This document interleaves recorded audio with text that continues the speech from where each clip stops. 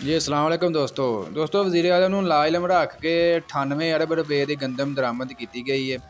ਗੰਦਮ ਦਰਾਮਦ ਸਕੈਂਡਲ ਦੇ ਤਹਿਕੀਕਾਤ ਦੇ ਮਾਮਲੇ ਦੇ ਵਿੱਚ ਇਹ ਗੱਲ ਸਾਹਮਣੇ ਆਈ ਹੈ ਕਿ ਨਵੀਂ ਹਕੂਮਤ ਦੇ ਆਉਣ ਤੋਂ ਬਾਅਦ ਵੀ ਜਿਹੜਾ 98 ਅਰਬ 51 ਕਰੋੜ ਰੁਪਏ ਦੀ ਜਿਹੜੀ ਹੈ ਗੰਦਮ ਦਰਾਮਦ ਕੀਤੀ ਗਈ ਹੈ।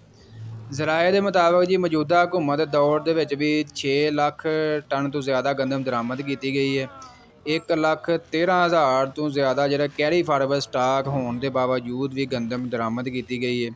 ਜ਼ਰਾਏ ਦਾ ਕਹਿਣਾ ਜੀ ਵਜ਼ੀਰ ਆਜ਼ਮ ਸ਼ਹਬਾਜ਼ ਸ਼ਰੀਫ ਨੂੰ ਵੀ ਗੰਦਮ ਦਰਾਮਦ ਦੇ ਹਵਾਲੇ 'ਤੇ ਮਤਲਬ ਲਾਇਲਮ ਰੱਖਿਆ ਗਿਆ, ਉਹਨੂੰ ਵੀ ਕੋਈ ਇਸ ਚੀਜ਼ ਦੀ ਖਬਰ ਨਹੀਂ ਸੀ ਹੈ ਜਿਹੜੀ ਗੰਦਮ ਮੰਗਵਾਈ ਜਾ ਰਹੀ ਹੈ। ਅਤੇ ਵਜ਼ੀਰ ਆਜ਼ਮ ਨੂੰ ਲਾਇਲਮ ਰੱਖਣ ਦੇ ਦੌਰ ਦੇ ਵਿੱਚ ਜੀ ਸੈਕਟਰੀ ਫੂਡ ਜਿਹੜਾ ਸਿਕਿਉਰਿਟੀ ਨੇ ਉਹਨੂੰ ਭਾਜੀ ਉਹਦੇ ਦੇ ਉੱਤੋਂ ਹਟਾ ਦਿੱਤਾ ਗਿਆ, ਫਾਰਿਗ ਕਰਾ ਦਿੱਤਾ ਗਿਆ।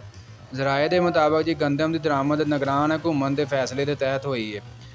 ਮੌਜੂਦਾ ਹਕੂਮਤ ਵੀ ਜਿਹੜੀ ਹੈ ਇਹਦੇ ਵਿੱਚ ਵੀ ਜਿਹੜੇ ਗੰਦਮ ਬਾਹਰੋਂ ਮੰਗਵਾਉਂਦੇ ਰਹੇ ਨੇ, ਜਿਹੜੀ ਨਵੀਂ ਹਕੂਮਤ ਹੁਣ ਆਈ ਹੈ ਸ਼ਹਬਾਜ਼ ਸ਼ਰੀਫ ਦੀ। ਬਾਕੀ ਵਜ਼ਾਰਤ ਦੇ ਖਜ਼ਾਨਾ ਨੇ ਨਿੱਜੀ ਸ਼ੋਬੇ ਦੇ ਨਜ਼ਰੀਏ 5 ਲੱਖ ਮੈਟਰਿਕ ਟਨ ਗੰਦਮ ਦਰਾਮਦ ਕਰਨ ਦੀ ਇਜਾਜ਼ਤ ਦਿੱਤੀ ਸੀਗੀ, ਠੀਕ ਹੈ। ਅਤੇ ਬਾਕੀ ਇਹਨਾਂ ਨੇ 30 ਲੱਖ ਮੈਟਰਿਕ ਟਨ ਜਿਹੜੀ ਹੈ ਗੰਦਮ ਮੰਗਵਾ ਲਈ ਹੈ। ਇਹ ਜ਼ਰਾਏ ਨੇ ਦੱਸਿਆ ਕਿ ਵਜ਼ਾਰਤ ਖਜ਼ਾਨਾ ਨੇ TCB ਦੇ ਜ਼ਰੀਏ ਜਿਹੜੀ ਹੈ ਗੰਦਮ ਦਰਾਮਦ ਕਰਨ ਦੀ ਸਮਝ ਜਿਹੜੀ ਮੁਸਤਰਦ ਕਰ ਦਿੱਤੀ ਹੈ। ਦਰਾਮਦੀ ਗੰਦਮ ਜਿਹੜੀ ਹੈ ਬੰਦਰਗਾਹ ਦੇ ਵਿੱਚ ਪਹੁੰਚ ਜਿਹੜੀ ਹੈ 93 ਰੁਪਏ 82 ਪੈਸੇ ਫੀ ਕਿਲੋ ਦੇ ਹਿਸਾਬ ਨਾਲ ਪਈ ਹੈ, ਠੀਕ ਹੈ ਜੀ।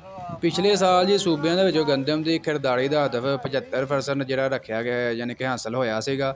ਨਿਗਰਾਨ ਹਕੂਮਤ ਦੇ ਦੌਰ ਦੇ ਵਿੱਚ 200 ਅਰਬ ਰੁਪਏ ਤੋਂ ਜ਼ਿਆਦਾ ਜਿਹੜੀ ਹੈ ਗੰਦਮ ਦਰਾਮਦ ਕੀਤੀ ਗਈ ਹੈ। ਅਤੇ ਇਹ ਸਕੈਂਡਲ ਸਾਹਮਣੇ ਆਇਆ ਅਤੇ ਵਜ਼ੀਰ ਆਜ਼ਮ ਨੂੰ ਵੀ ਲਾਇਲਮ ਰੱਖਿਆ ਗਿਆ ਇਸ ਮਾਮਲੇ ਦੇ ਵਿੱਚ। ਅਤੇ ਵਜ਼ੀਰ ਆਜ਼ਮ ਨੇ ਭਾਜੀ ਫੂਡ ਸੈਕਟਰੀ ਨੂੰ ਫੌਰਨ ਜਿਹੜਾ ਜੀ ਯਾਨੀ ਕਿ ਅਹੁਦੇ ਤੋਂ ਹਟਾ ਦਿੱਤਾ।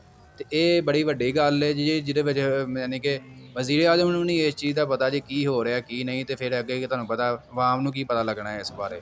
ਇਹ ਜੀ ਤੁਹਾਨੂੰ ਪਤਾ ਹੈ ਸਾਰੀ ਇਹਨਾਂ ਨੇ ਗੱਲਬਾਤ ਸਾਹਮਣੇ ਆਈ ਹੈ ਅਤੇ ਆਸਤਾ ਆਸਤਾ ਅੱਲਾ ਖੈਰ ਕਰਿਆ ਹੋਰ ਸਾਹਮਣੇ ਆਉਂਦੀਆਂ ਜਾਣਗੀਆਂ। ਇਹ ਜਿਹੜੀ ਨਿਗਰਾਨ ਹਕੂਮਤ ਨੇ ਜੀ ਇਹਨੇ ਗੰਦਮ ਬਾਹਰੋਂ ਮੰਗਵਾ ਕੇ ਪਤਾ ਨਹੀਂ ਕਿੰਨੇ ਕੁ ਪੈਸੇ ਖਾਧੇ ਨੇ। ਬਾਕੀ ਮਜ਼ੀਦ ਅਪਡੇਟ ਤੁਹਾਨੂੰ ਦੇਵਾਂਗੇ ਜੀ।